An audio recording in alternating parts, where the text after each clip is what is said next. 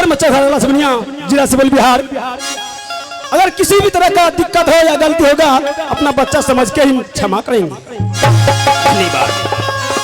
अब ये जान लीजिए कि मैं कहाँ का रहने वाला हूँ और क्या मेरा काम है और क्या मेरा नाम।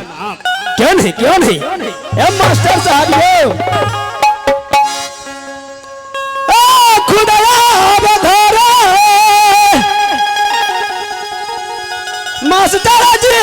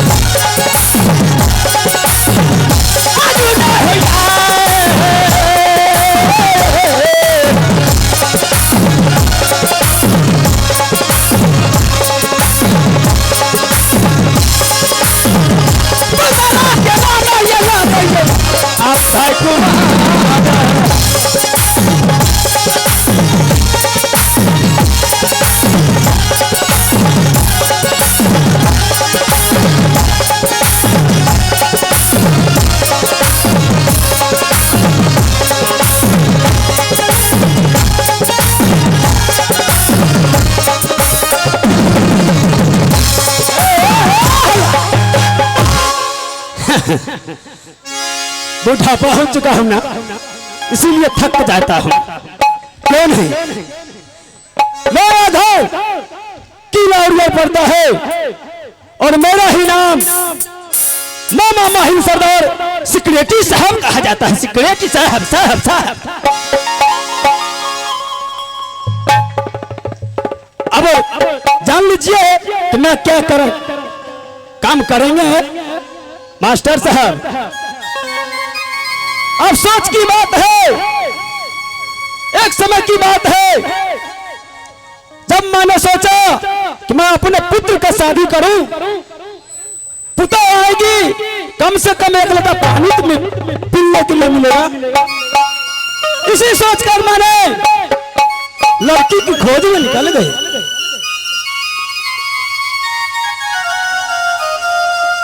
और मैं भागते भागते किला नैनागढ़ पहुंच गए। वहां पर बहुत बड़ा सभा लगा हुआ था और मुझे देखते ही सबसे पहले मेरा सीट खाली हो जाता है, खाली हो जाता है। और मैंने उस सभा में जाकर के अपने पुत्र का बातचीत किया और मैंने वहां से लड़की को लेकर के आ रहा था। अचानक रास्ते में मेरा सगा जीजाजी है वीर जासर सिंह, किला महवा का रहने वाला। उसी का तो पुत्र है। बड़े का नाम अमरपति अल्लाह और छोटे का नाम हंटी। कायर को मैं गाली देता हूँ, गाली। रिश्ते में तो मेरा भंडा लगता है, लेकिन हरामजादा को मैं गाली देता हूँ।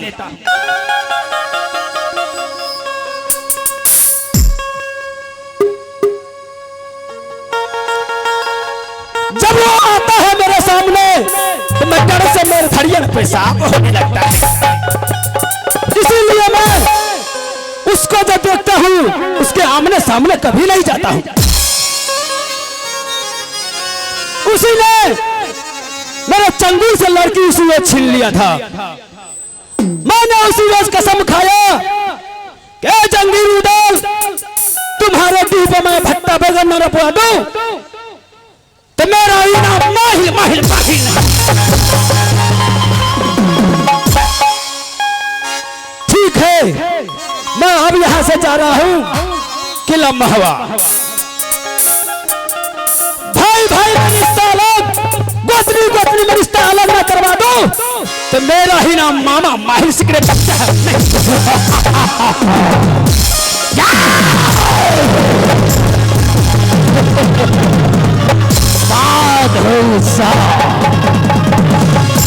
जब घर से निकलता है शहर का चक्का जाम हो जाता है। क्या करूं? मन से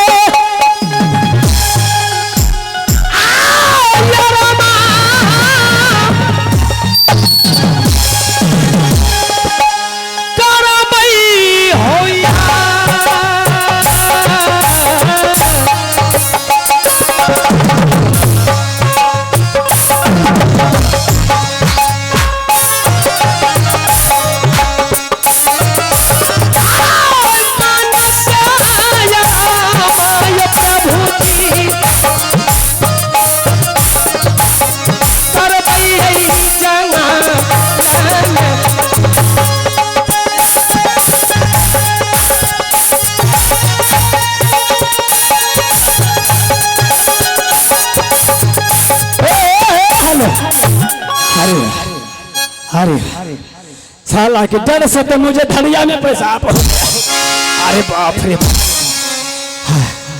मास्टर साहब, ठीक है तो मैं यहां से जा रहा हूं किला महवा। हर बार जाता रहा जब है बना, हर बार जाता रहा किला महवा।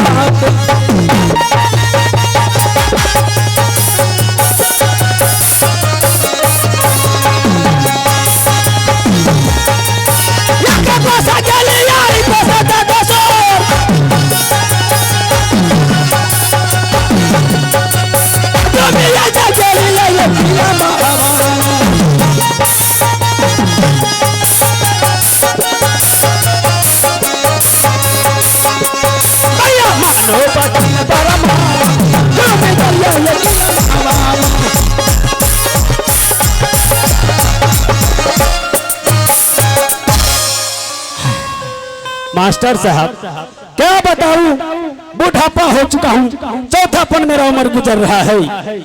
ज्यादा दूर जाते हूं तो थक जाता हूं। लग रहा है यही है किला महवा।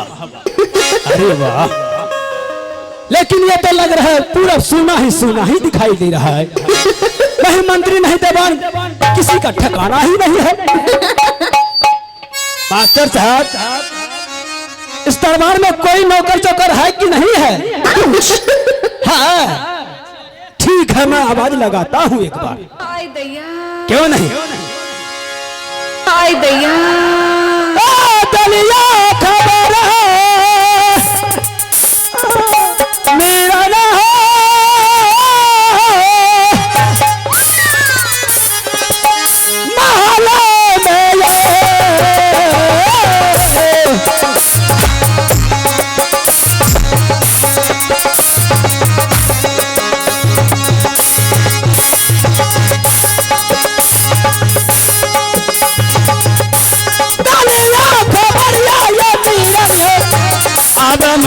लगी। क्या छिया रे? आई दैया, क्या छिया रे? आई दैया। कौन है रे? क्या छिया रे? अरे साला नहीं तो यहाँ का मंत्री भी मूर्खे चपाट लग रहा है। ये छुटकी भागी लगू जगा सब बोल रहा भाई हम कुमार ये सब कोना भले भाई हमरे धरती हमारा जगनी है हमरे धरती हमारा जगनी है।